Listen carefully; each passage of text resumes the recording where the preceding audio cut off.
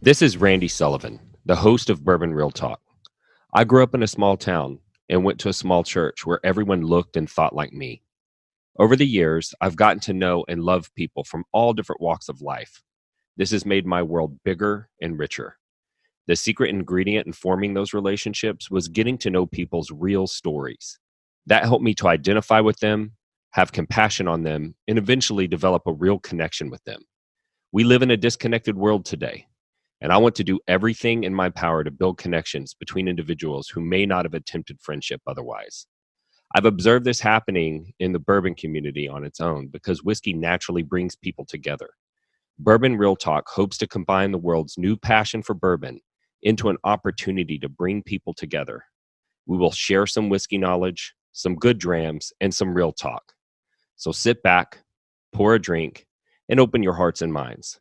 You might just find yourself feeling more connected to the people in the world around you, all fueled by bourbon.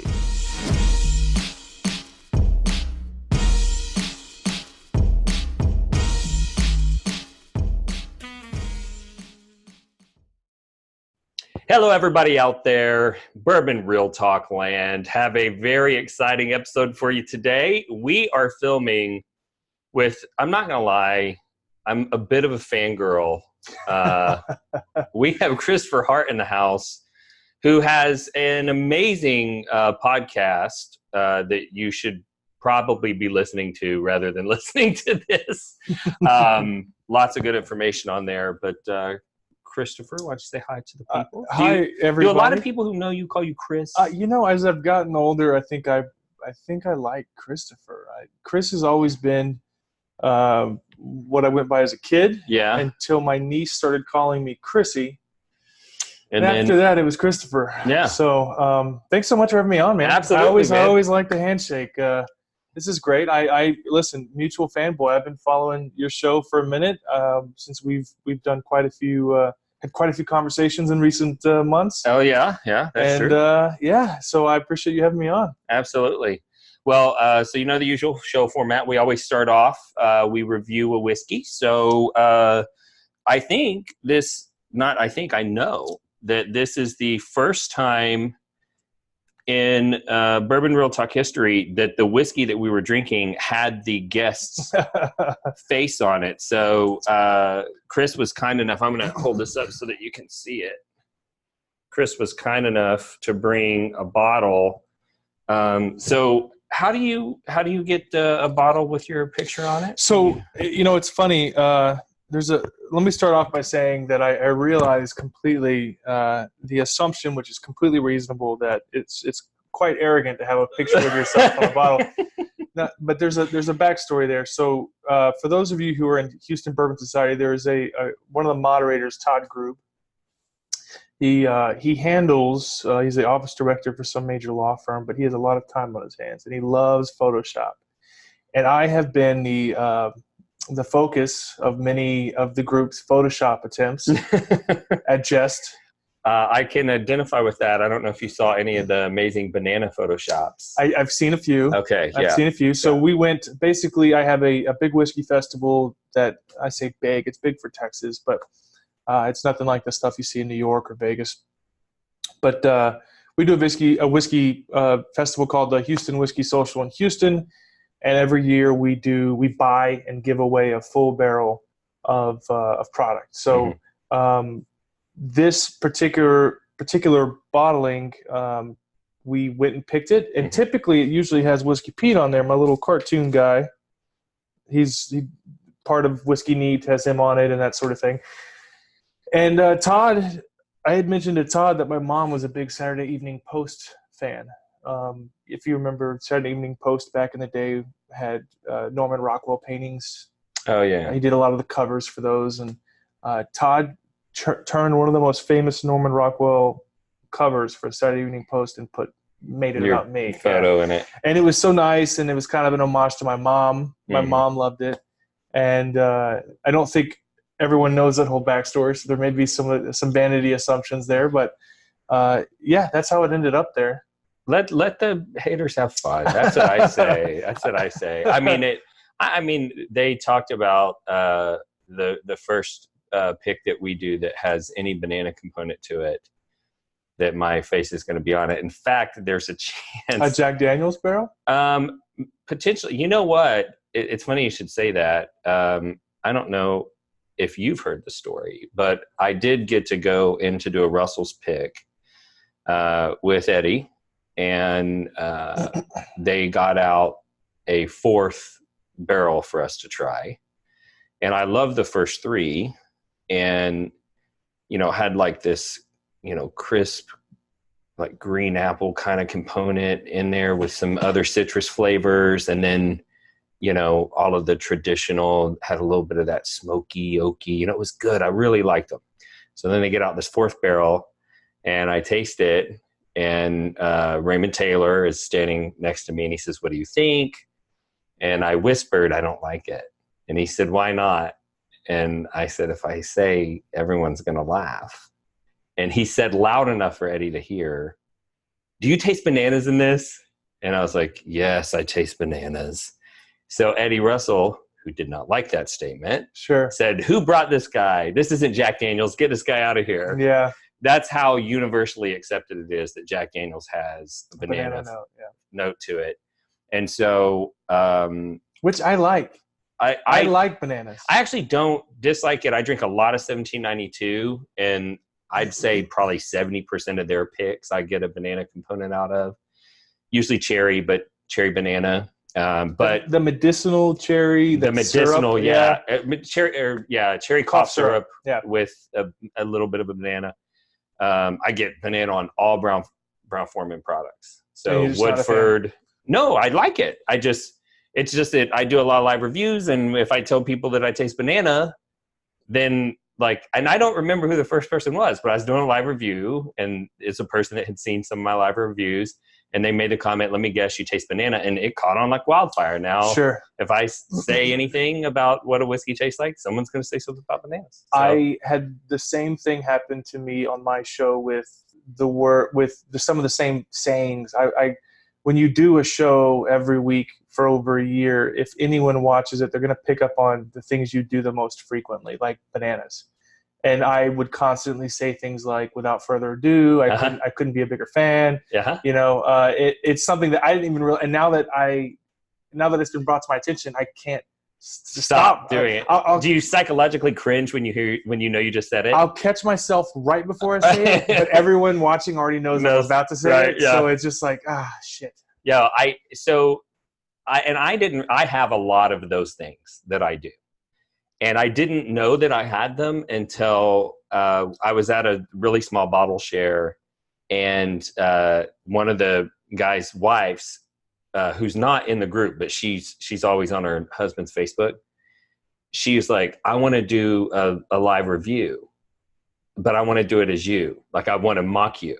Sure. And so she was like, "Come on, let's spitball, everybody. Like, what's some stuff that Randy does?" They had a list of like 10 things. Just tear into you, yeah. And so I'm sitting there, and it was one of those things where I'm like, all you can do is smile and take it. Yeah. I made the mistake. It's like, I didn't even know I did that. 2 whiskey socials ago, I made the mistake of, I caught the photographer in the right moment from across the way, and I went like this. And I made like a playful photo, and it got photoshopped into a Brokeback Mountain sticker. Ranch hand certified buck 8 thing for it just became this whole meme thread of people, and it's funny, and I laugh, and it's great, but in the inside, it hurts you try not to cry. Yeah. Try not to don't let them see you cry. Yeah, no, I get it. All right, well, we are going a little off the rails. Typically, we give some tasting notes. So you picked this barrel, right? Actually, I did not. I don't pick barrels. I broke that rule recently with the Pinhook barrel because it was just me and Daryl Bowman picking for my show. I typically don't pick barrels because it's a long story, but I take people with me to do picks, and I participate, and I'll let them decide. The first 4 roses we did was called Good Golly Miss Molly, named after my wife. My wife's name is Molly, and we took Wade, and Wade Woodard, and Wade Woodard, Randy Spetlick. Cheers, Wade. Cheers. Alan Richards, and a few guys that are known to have fantastic palates, and my wife, who's got a way better palate than I do. And we let them all pick, and they talked about it, and my wife made the final decision. And this one, I want to say I took – their faces are on the bottle, actually. We went in December, and I took Todd, Mike Salopek, Brooke Todd, and Adrian Pringle, who's now dead to me because he's moving to California. And we let them taste through it. We let them decide. And this one particularly – we were so when you do a pick, if you've ever done a Four Roses pick, they give you about 10 samples, one of each recipe. Right. And honestly, it's like lately I hear they're not doing all 10. It's not 10. No, it's like 7. We had like 7 or 8. Every year it changes. And usually what you do is you narrow it down, right? You just start weeding out stuff you definitely don't like. And we had this one bottle that all I got was like this strong, overwhelming pipe tobacco note. Hold on. I was about to say, when I'm smelling this, I'm getting like cigars. No, bananas. No, cigar smoke. Like I got a cigar smoke on this. Now, if you love cigars, it's a great thing. Yeah. If you don't love cigars, so listen, for those of you who are watching and not just listening, I want you to rewind, okay? And I want you to watch right before he said tobacco. I smelled my hand. I let go of the glass and I smelled my hand because I swear to God, I thought I touched smoke, something smoky. Sure. I don't smoke, by the way, but I am making a bourbon aroma kit for American whiskeys because I looked and there's just not a good one. Right. And so one of the scents that we found was a smoke scent because of the char, sometimes there's smoke. And I swear to God, when I was smelling this, I thought, did I get some of that oil on my hand? Sure. Because there is a distinct smoke. Very distinct. And we initially, even though it's for my event and I don't pick, I kind of liked and I set the glass aside. Mm-hmm. And they narrowed it down to their top 3, and that was not one of them. And then Mike or Adrian, I forget which one, but they picked up that glass and they were like, there's something so off. And I said this recently, God, so next week is an Al Young interview. I did an interview with Al Young, and I really lay into this. When I do picks, there's usually one that is a people pleaser and one that's a wild card. Mm-hmm. And for me, when I do picks, when I participate in picks, I always gravitate to the one that's off profile. Right. The one that doesn't taste like typical. Not that there's anything wrong with typical Four Roses, and not that there's anything wrong with the standard profile of any barrel program, but there's something about it that if I'm ever at home, I've got plenty of Four Roses bottles.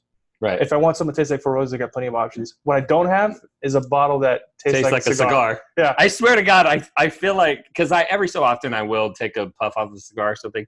That after flavor of the smoke in your mouth, it's a sweeter, smoky flavor. People are watching, they don't know if you're saying it's a good thing or a bad thing right now. No, I feel like I took a puff off of a cigar. If you like that, then you're gonna love it. Love this. Yeah, right? Yeah.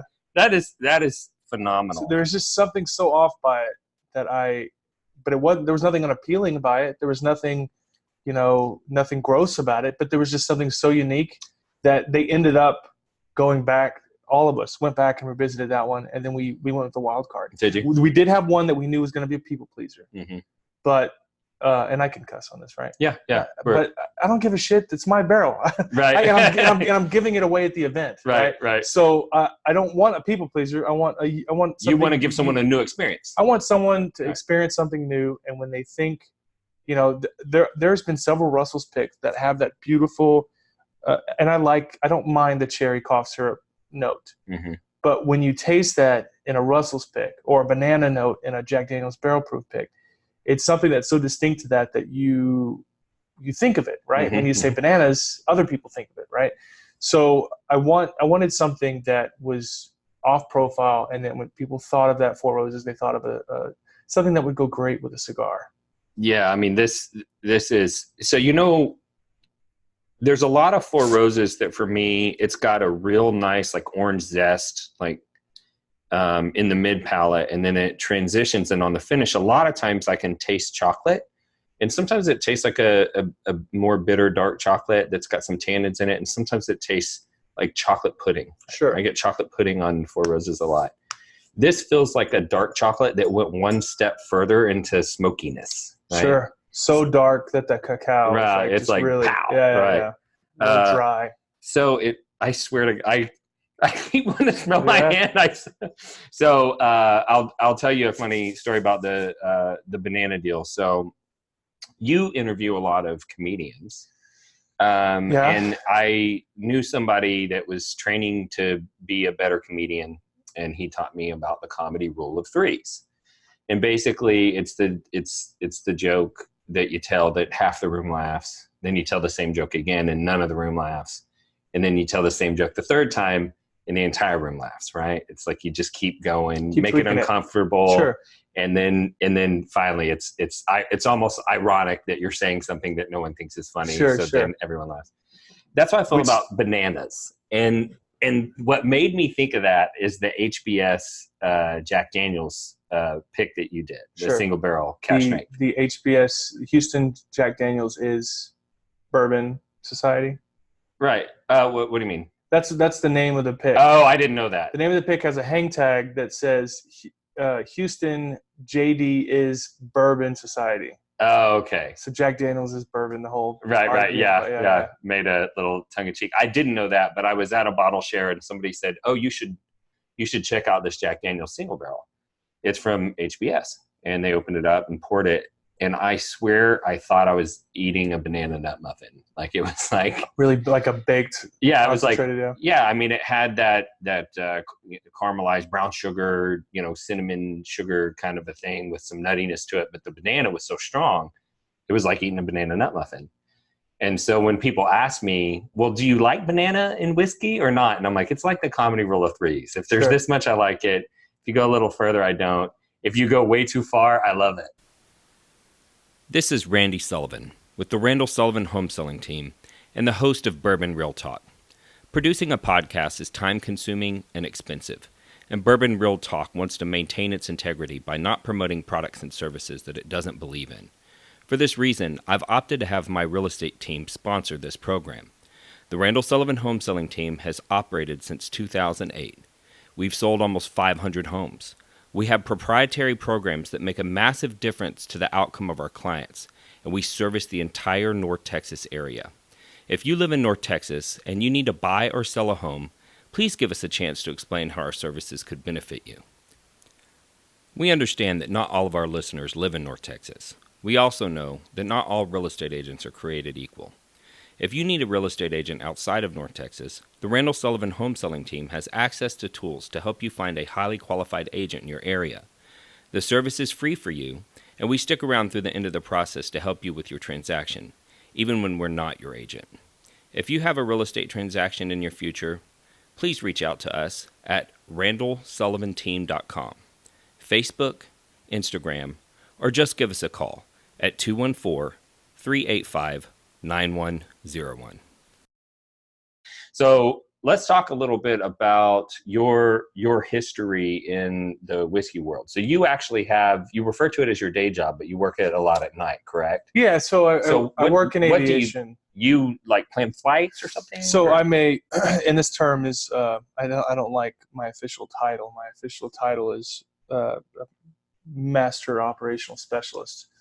But it's essentially I work for a company that handles. It's the largest private aviation firm in the world. We handle private, charter, military, medical flights globally. The only thing we don't do is commercial. Okay. So anytime someone wants to fly from point A to point B, that international, domestic, they oftentimes need permits.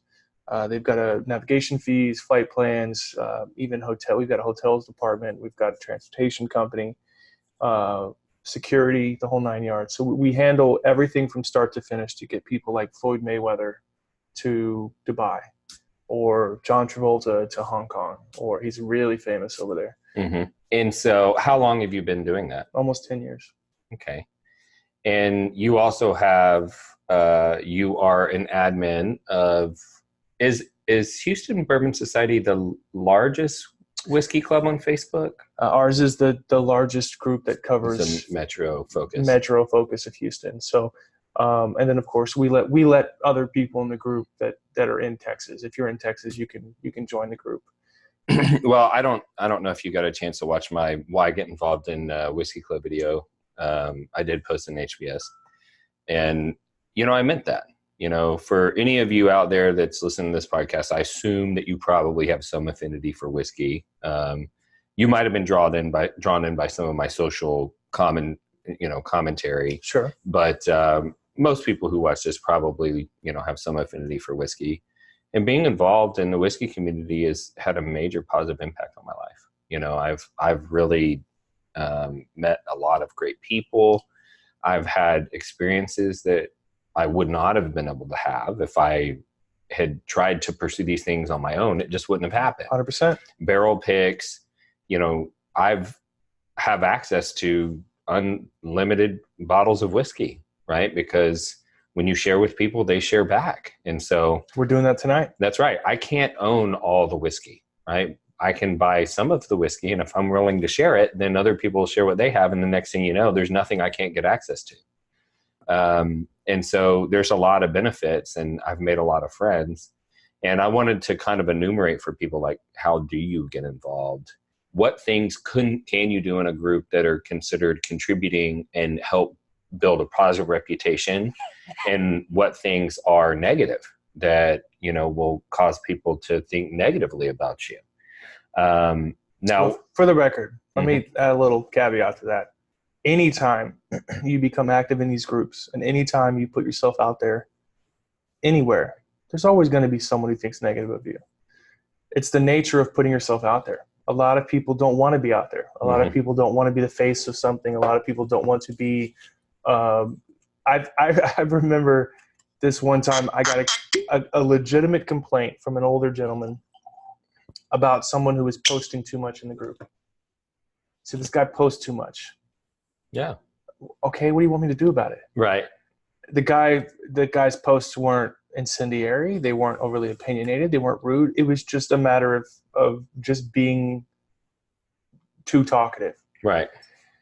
You're always going to be faced with that. I mean, and I've heard you talk about it too. You've put yourself out there quite a bit, and you've been faced with some feedback sometimes that wasn't the best. This may come as a shock to people, but some people don't like me. Some people don't like me, and I don't need everyone to like me, but it kills me when people misunderstand me. I feel it's kind of like when you say something to your wife accidentally that sounds awful. Mm-hmm. I tell my wife, "You look nice today," as opposed to every other day. Right. And then you feel the need to clarify. Right. And I have that problem where I can't let something go. I want to make it clear that you understand that I wasn't trying to come off this way instead of the way you thought. And that part eats away at me a little bit. But at some point you have to let it go, especially when you start, when the groups get as big as they are. They're just so big. You just have to eventually just relax and let it go.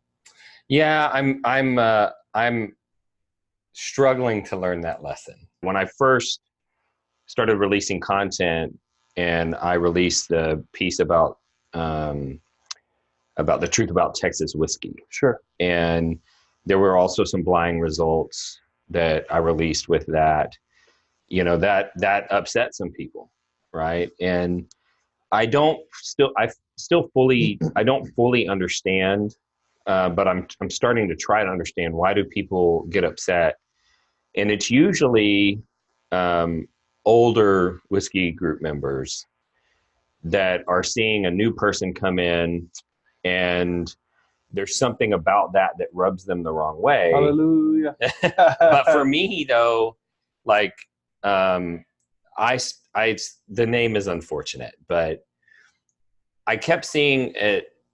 Do y'all allow crotch shots in HBS? No, we don't. I actually don't have a problem with crotch shots, but I do have a problem with people buying allocated bottles with no intention of drinking them, right? Collecting or flipping? Flipping. Yeah. Right. So I kept seeing all of these people during release season taking a crotch shot and posting it. Look what I got today. And so I started commenting on every one that I saw Are you going to open it or flip it? And they, without fail, would say, I haven't decided yet. Oh, shit. Which means they're going to flip it. Sure. Right? And this was, where are these picks from? most of them were in DFW Whiskey Club. Okay. Where do y'all have a rule about flipping your picks? Well, these weren't picks. I just meant it was like release season. So it was like sure. B-Tax and Weller 12s Weller 12s and all that, yeah. right? And so I started thinking like, that's part of the, problem is that 90% of the demand is not for drinkers. 90% of the demand is for flippers. And so I wanted to encourage whiskey club members to drink their whiskey. So I started a thing called hashtag bourbon porn. Sure. Which at the time seemed like a good idea. My wife didn't think it was funny. And then there were some people that got very upset. But I think it had less to do with the terminology and more to do with the fact, like, who does this guy think he is that he can just start telling us to use a hashtag and sure. Whatnot. Or calling them out for potentially flipping. Right. Well, you know what that is? That's essentially them saying, look, I found $700, mm-hmm. right? You go and you buy a B-Tac. You get a call for William LaRue Weller. Right. And you're basically, that's what you're doing is you're really taking a picture of that bottle and saying, look, I found $700. Yeah. Yeah. But to the people that wish they could have bought it, right? Correct. It's like that. People who wanted to drink right. it. Know your audience. Right. So, but fast forward and I, launched my podcast and all that stuff. And somebody started posting a couple of live reviews on one of the Whiskey Club pages.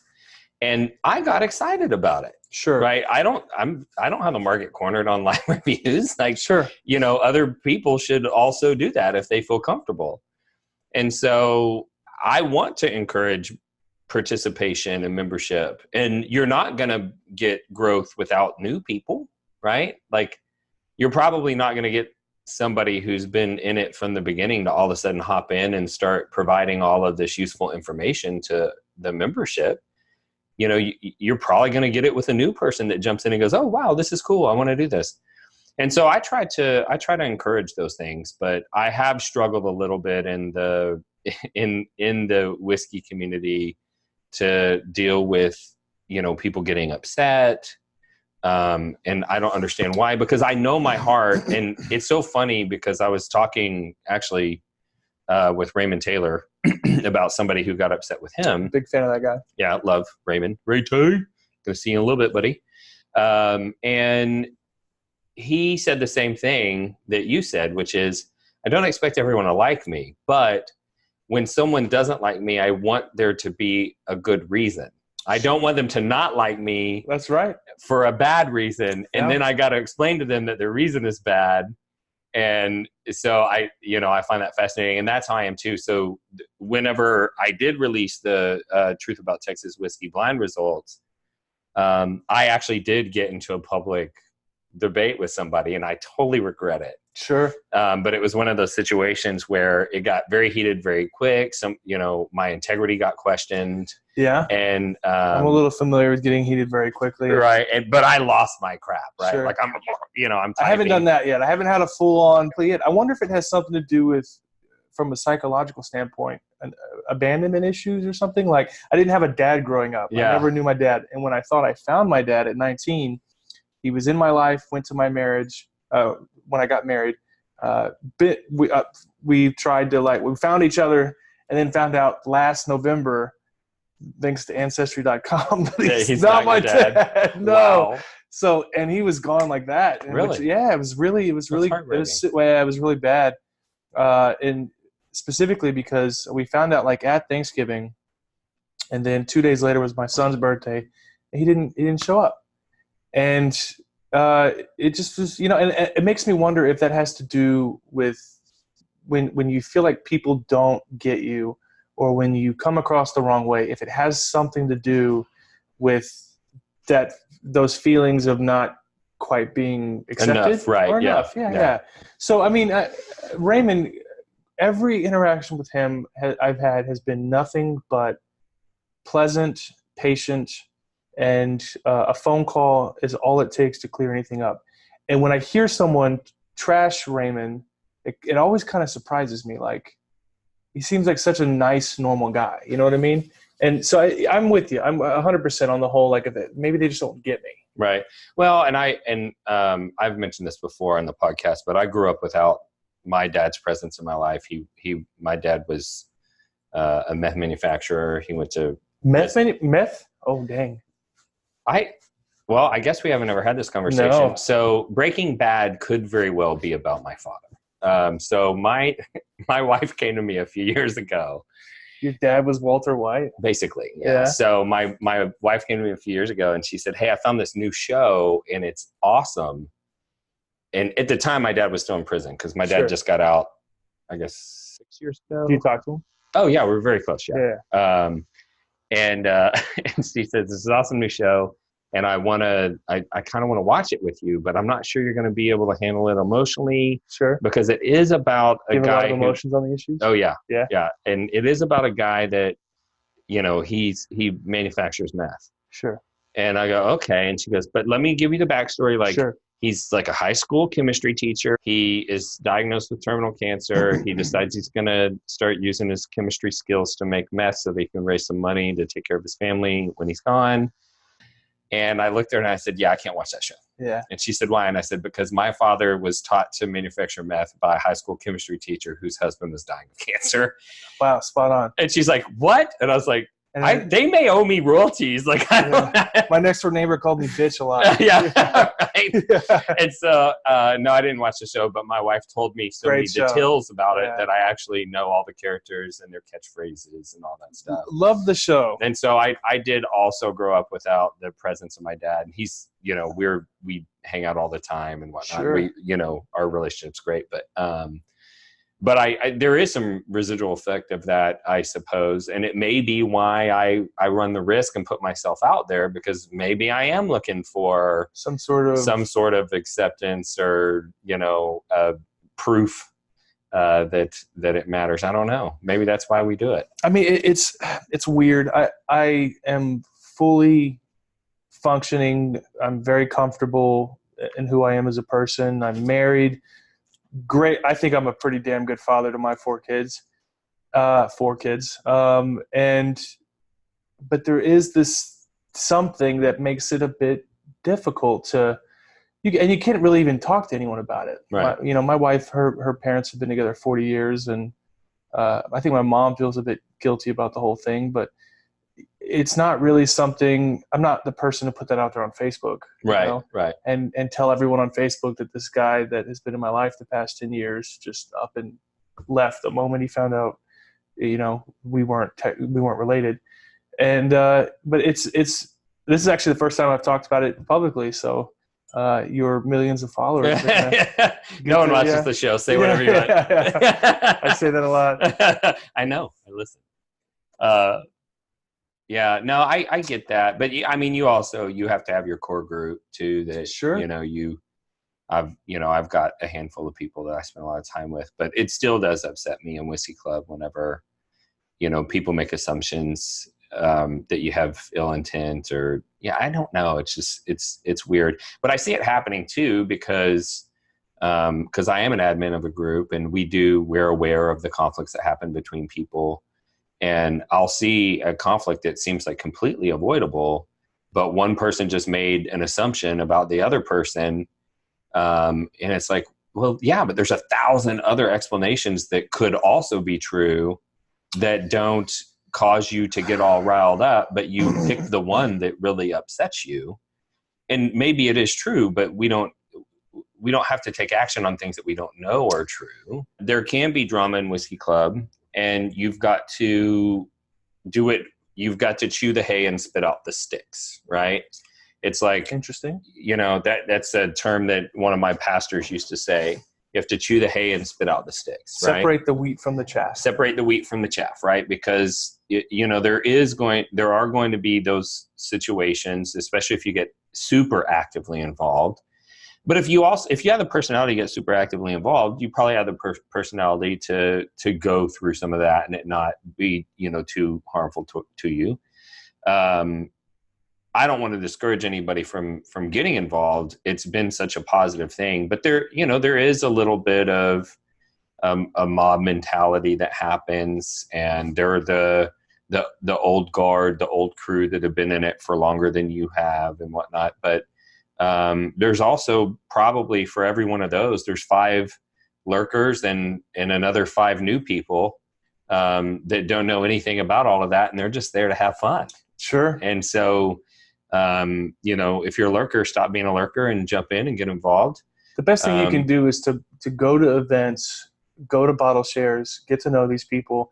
Nothing will break down barriers and break the ice like having drinks with people. Amen. And that's the quickest way. And then, of course, be active in the groups.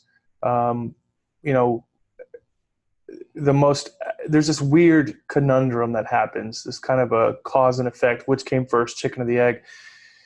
When you get new drinkers in that are posting the typical tater behavior type stuff, look at my Blantons or look at this, and it's kind of a stream of that's the only thing that's ever get posted by them, it kind of scares off the seasoned drinkers who prefer the more quieter type posts.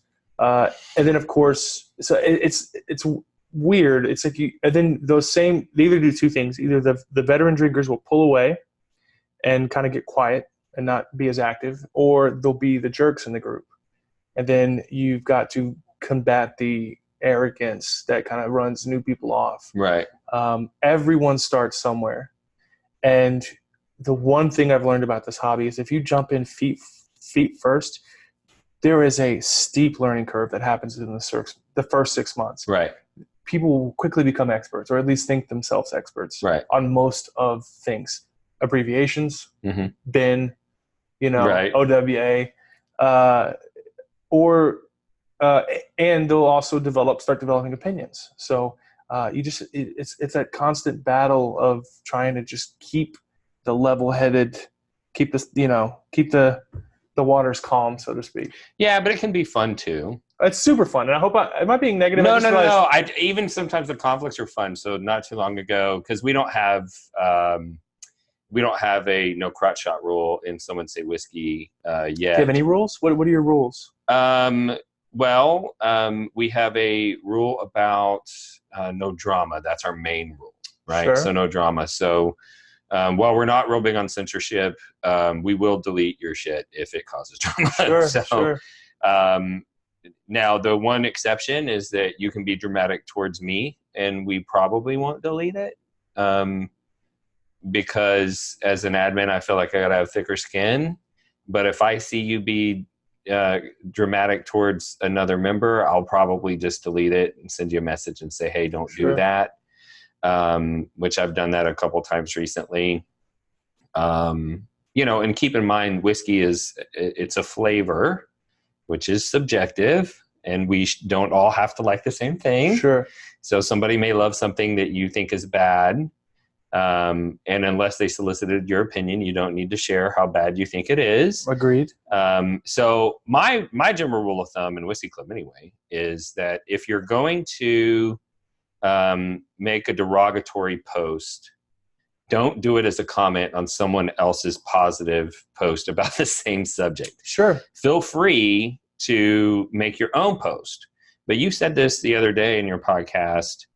Or no, it wasn't you. It was John from Smooth Ambler. Okay. And he made the comment. He said, there's some criticism that's constructive and some that's just vitriolic, or I think you used that term. And he says garbage. Right. He's like, if someone says my product is hot garbage and you were like, oh yeah, I'll use less garbage in the next distillation. Right. Sure. But if somebody wants to say something negative, like we had a flare up about Garrison Brothers the other day. That happens. When I went down to Garrison Brothers, I interviewed Donis Todd. I've communicated some with Dan, and you had to understand these people risk like millions and millions of dollars to be a trailblazer, to do something that hadn't been done before, that there's no instruction manual, right? Imagine you are just all of a sudden a ship captain in the middle of the ocean and you don't know how to read maps and you don't know how to read navigate the ship. That's what it would have been like to start distilling whiskey in Texas 10 years ago when Balcony started and Garrison Brothers started, major uphill battle, not knowing how to fight the elements and all that stuff. And even if you taste it and it doesn't taste good to you, you can at least respect that. I liken it almost to like if you meet the president and he's from the party that you don't support, you still refer to them as Mr. President and show respect. You may not vote for him, but you don't have You should. You don't have to be hateful towards them. And so somebody made a positive post like, I went to Garrison Brothers and I got this special bottle because I'm part of the Texas Whiskey Trail. And somebody else came on and was like, Poo-pooed it. yeah, do they have any good whiskey there? Or do they only have Garrison Brothers or something like that? Sure. And so I deleted it. And I said like, hey, don't do that. Now, if you want to make a Garrison Brothers post and talk about how you don't like Garrison Brothers, feel free to do so. Sure. I hope it's constructive, right? So my recommendation to you is that if you want to say something negative, then give some good feedback, right? Like say, I tasted the Garrison Brothers product and I don't like it because it's got, too much of a grain forward profile for me. Sure. But whatever, say something that's actually useful that somebody that maybe hadn't tasted it could hear what you're saying and go, oh, if I try that, I'm going to think about that. I'm going to use that. But if you just go, it's a drain pour, it's hot garbage, then to me, that's just kind of stirring up drama and there's no benefit for it.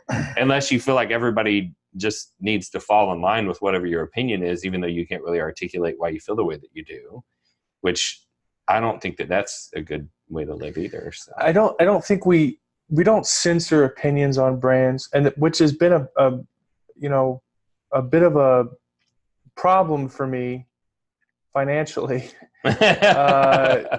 People, I think some might question my involvement with the group and everything I do for the group and my event, and I definitely do it because I love it. But at the same time, when you have people, we had an issue a year and a half ago with a certain member calling out a certain Texas brand and telling them to they're going to be at the event, at Chris's event Saturday, go to the table and tell them what you think. And I all of a sudden have several emails and several phone calls from several brands thinking that I would condone that type of behavior, a confrontation at my event. We had brands pull out. We lost 3 different scotches. We almost lost a really big Scotch brand that's been involved at the very beginning. But these brands pay to be at the event, and losing those tables because of a Facebook group it definitely does not even out financially. And so I've struggled. I say all that to say that I've struggled trying to allow freedom of speech.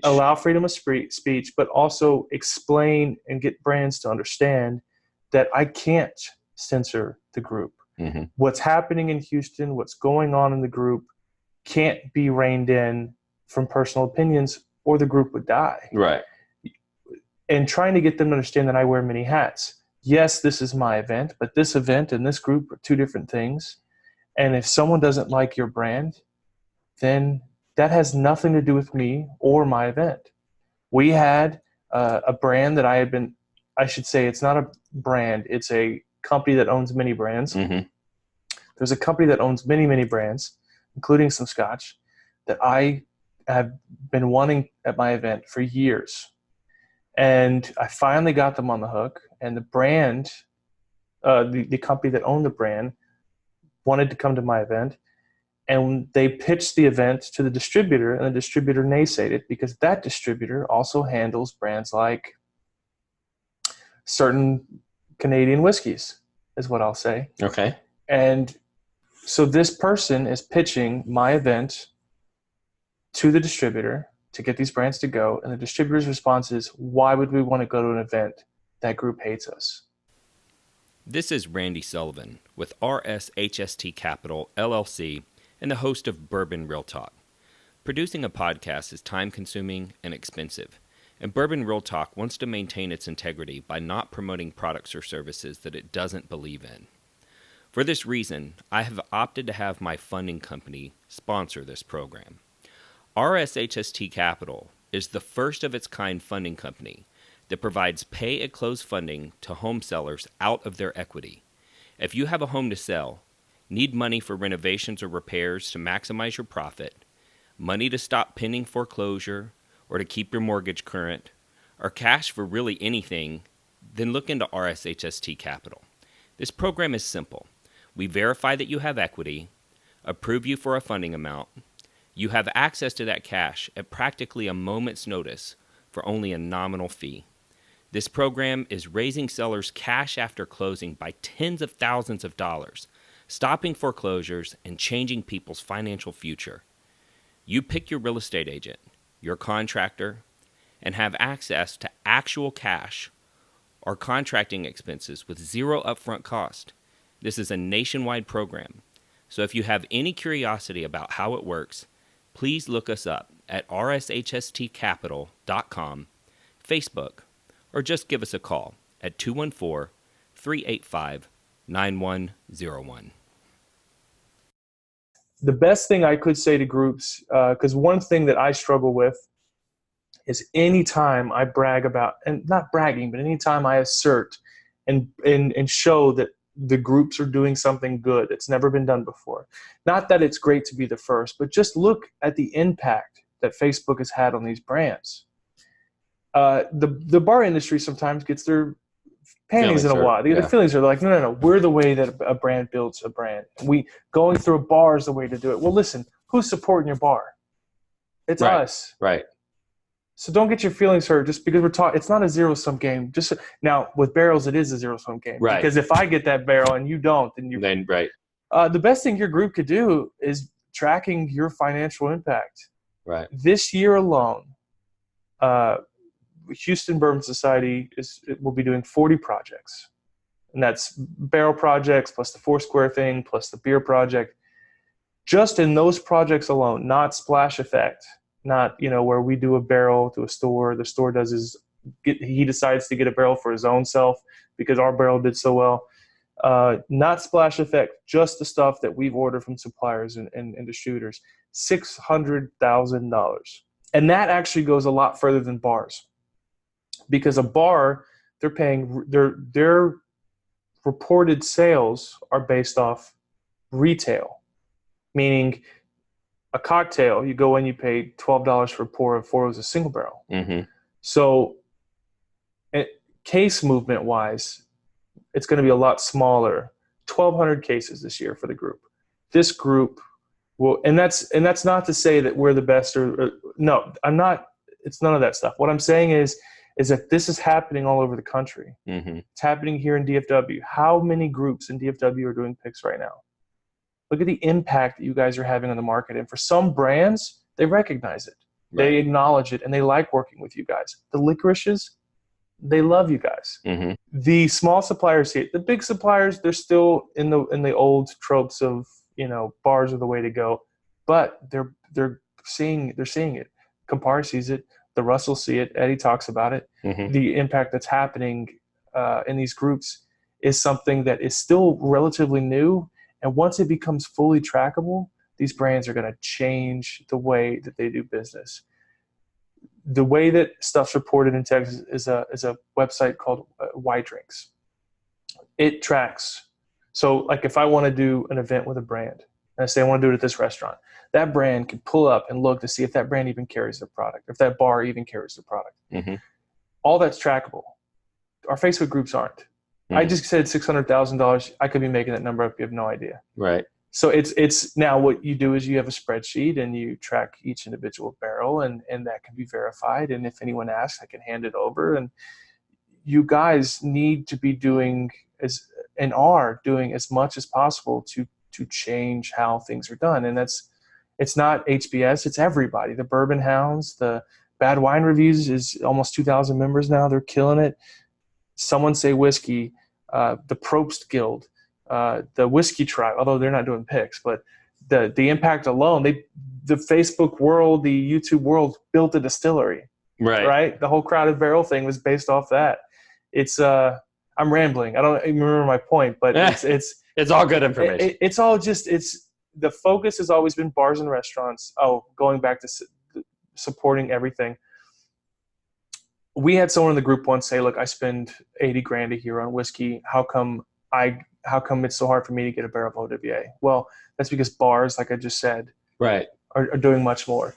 My argument, though, with the whole bar thing, and this is the last thing I'll say on that, is 600 grand for a bar is different than 600 grand for a group. And yes, that bottle might be advertised to 17 people, but are those 17 people just buying a glass, or are they going out and buying product?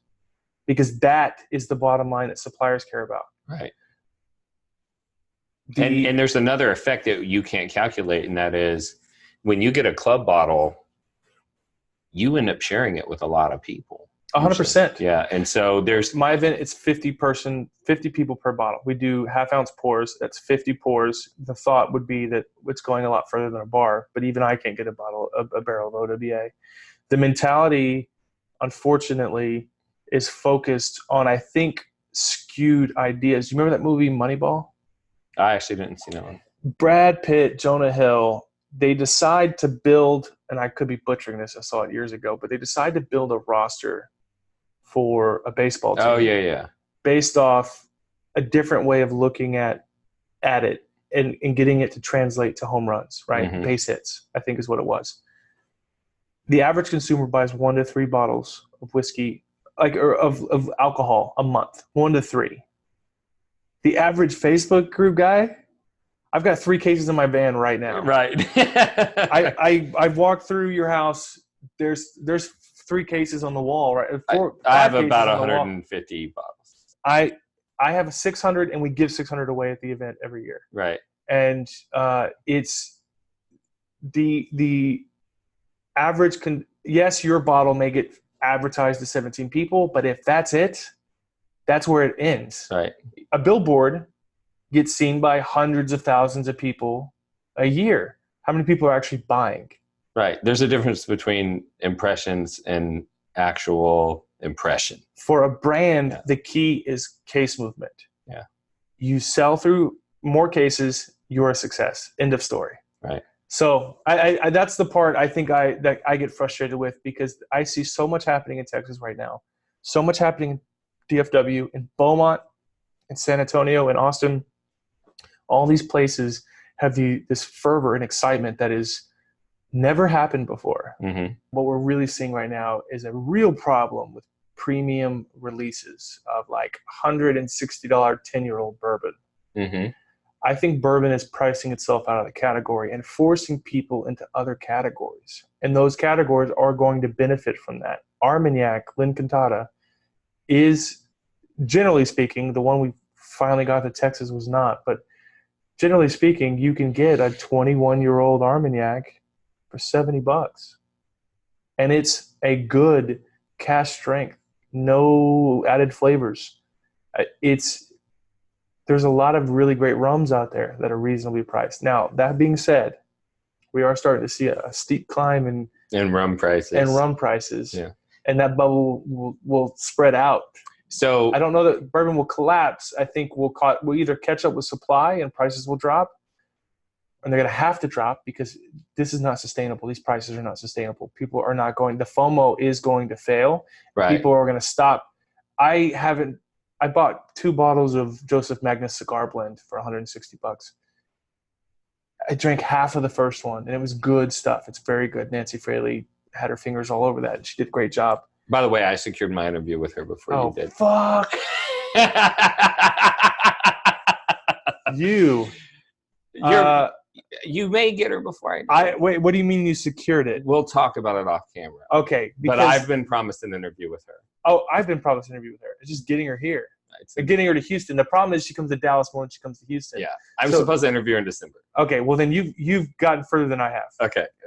Which is a crime, in my opinion. I've been after Nancy for quite some time. If it makes you feel better, I think that Balcones is going to give you the first single barrel of Rumble, and I've been begging for it. So you're probably going to beat me on that. Well, we'll talk about it off camera.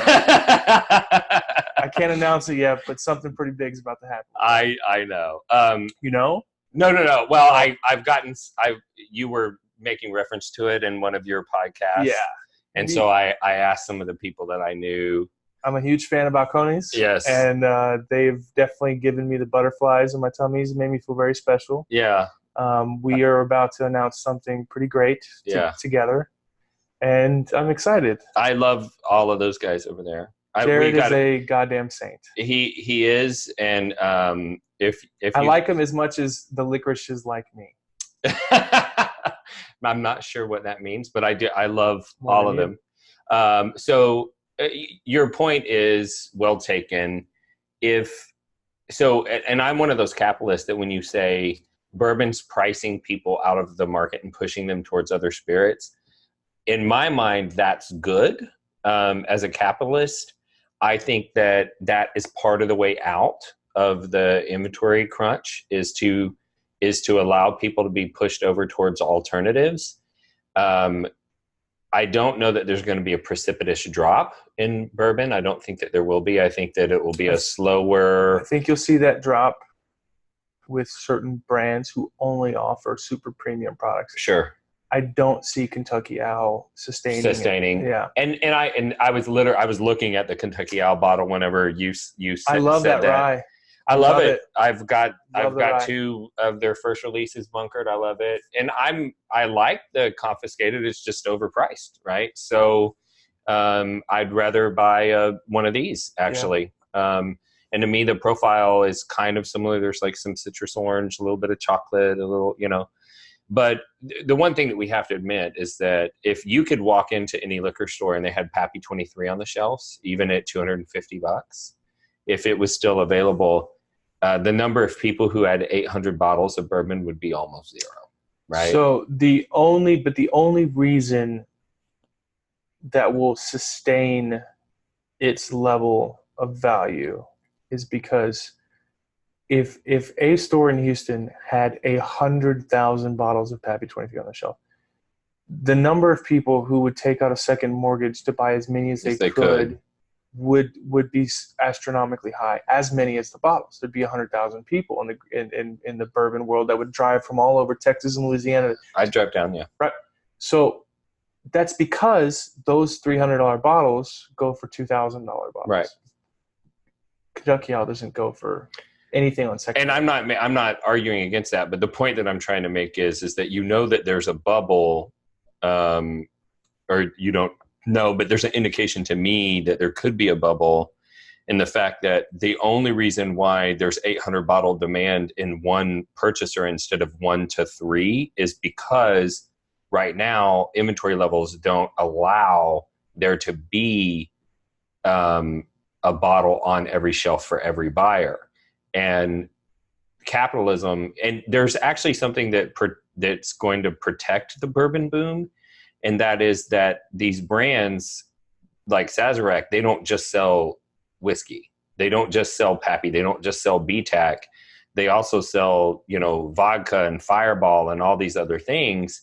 And they actually, and this is something that a lot of people don't realize, and we'll wrap up after this, is that like it or not, legal or not, distributors will put pressure on liquor stores to give, special display spaces, end caps, have many bottles by the register and whatnot to sell the higher volume, higher profit products in exchange for getting allocated bottles of whiskey. Yep.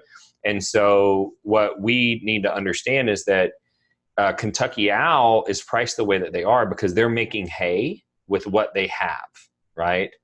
But Sazerac could make hay and increase the price of Pappy Van Winkle to a point where it knocked out the flippers and the price was priced just right so that every drinker that wanted one could walk into the store and buy one.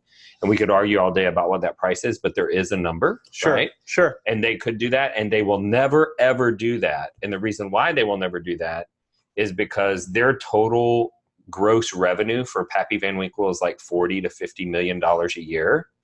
And Pappy influence and the way they were able to manipulate liquor stores when they started marketing Fireball, they took Fireball from a few $1 million a year product to something just south of $1 billion. It was like $980 million a year in 3 years with Pappy influence. By being able to go to the store and say, do you want a bottle of Pappy in December?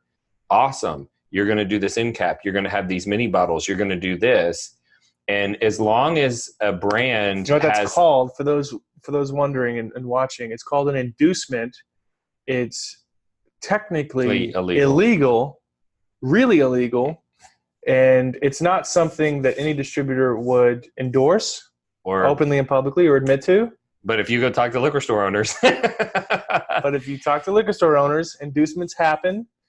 We had some issues when Henry McKenna became. Now, Henry McKenna's been on the allocated list for a couple of years, even before it won the awards. okay, Allocated simply just means that there's not enough for the demand from liquor stores, so the distributor gets a certain number of orders. There's not enough to give everyone everything that they're asking for, so they have to limit it so that they keep stores happy, because there's this thing that happens in which the liquor industry is an extremely petty and emotional game. mm-hmm. And I don't want to throw any big box stores under the bus, but as you can imagine, if a liquor store in the state of Texas sells more of a brand than anyone else, mm-hmm.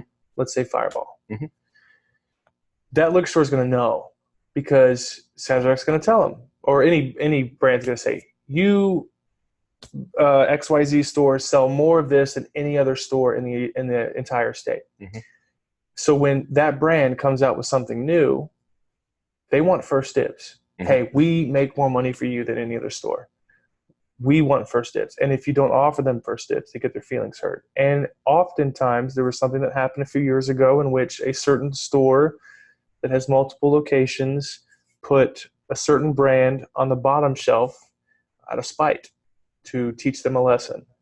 And it rattled the distributing level tier, and it rattled the supplier brand so bad that they are deathly afraid of pissing off this one emotional store. And I'll tell you everything off camera. Right. Yeah. Henry McKenna. So we had an issue in which some stores were told, you need to bring in the Patron Cafe, which is like a coffee liqueur. You need to bring in a box of this, a box of that, if you want a case of Henry McKenna. Mm-hmm. And those are non-Heaven Hill brands. When Heaven Hill found out, they were Usually the inducements by the distributor are still the same brand. Yeah. But remember when I told you that the distributor just wants to make money? Sometimes the inducements are cross-brand. Now, to be fair to the distributors, most of the time it's a rogue sales agent. They got numbers to hit. Right. That store, that agent, that specific salesman for that store is trying to bend that store, twist that store's arm. Right. Would be the PG version of what I initially wanted to say. And that's where inducements come from. And unfortunately, I mean, that's the name of the game. Is Pappy is used to expand all of their products. Right. And they're going to sell them. How many college-age students who are definitely 21 and not underage buying Fireball now, or Goldschlager, or whatever. What are the cool kids drinking nowadays? So it's part of it. Yeah. So the point of all of that is that there could be a bubble. There is going to be a downturn in whiskey at some point. Maybe not a downturn, but at least where inventory levels catch up to buyer demand. Agreed. And there are some people leaving, or at least looking into other spirit categories because of cost. Don't get mad at suppliers who raise their price. They are supposed to do that. They're capitalists. One day they will get their hands slapped and they will have to lower their price. And you won't be feeling sorry for them when they lower their price for you. But you shouldn't be mad at them when they raise their price, when they see people flipping their bottles. And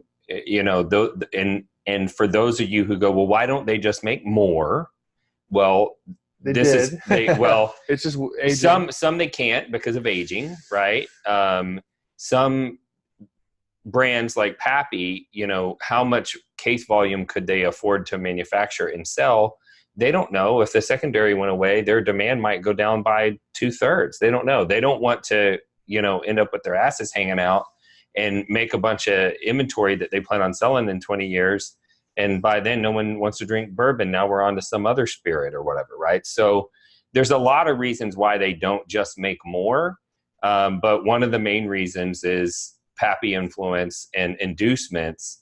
Some of the brands make more money by keeping their product rare than they would by increasing volume so that they could meet the demand. So Sure. why don't you tell all the people where they can find you at? So Sure. you are, your podcast is Whiskey Neat. Yes, I have a show called Whiskey Neat on ESPN in Houston that you could also find on the podcast platforms. You can listen All to the platforms. Stitcher, Google Play, iTunes. iTunes. There's a except SoundCloud. It's not on SoundCloud, but iHeartRadio. Yeah. iHeartRadio. And then you can find information about that at mywhiskeyneat.com. You can also, for those of you who've here in Texas who've never been to a whiskey event, the Houston Whiskey Social tickets go on sale September 1st. You can find information on that at Eventbrite or HoustonWhiskeySocial.com. All right. Instagram is Whiskey Pete. Whiskey Pete for Instagram. And if you are a Texas resident and you're not a member of Houston Bourbon Society, you can search for them and ask to be accepted, and they'll check you out. And you will see lots and lots of posts from Chris. Yeah, I got to work on that. Yeah, and some for me as well, because I'm in there now, but I'm not as well known. And then if you want more information about Bourbon Real Talk, you can find us on Facebook /Bourbon Real Talk, Instagram /Bourbon Real Talk, YouTube by searching Bourbon Real Talk, and you can find us on all the platforms that play podcasts. If you have any questions, comments, throw them in below. And with that, we're going to wrap it up. So, have any last words for the people? This was a pleasure, and it's really nice meeting you. Yeah, I hope to have many more meetings. So absolutely, Thank get you, you down sir. to Houston on my show. Yeah, I'm definitely going to come down to Houston, and I want to go to the Whiskey Social. So, all right. Well, as always, if you had any concern today about whether or not someone loved you, I love you. And I'll see you next time on Bourbon Real Talk. Cheers. Cheers.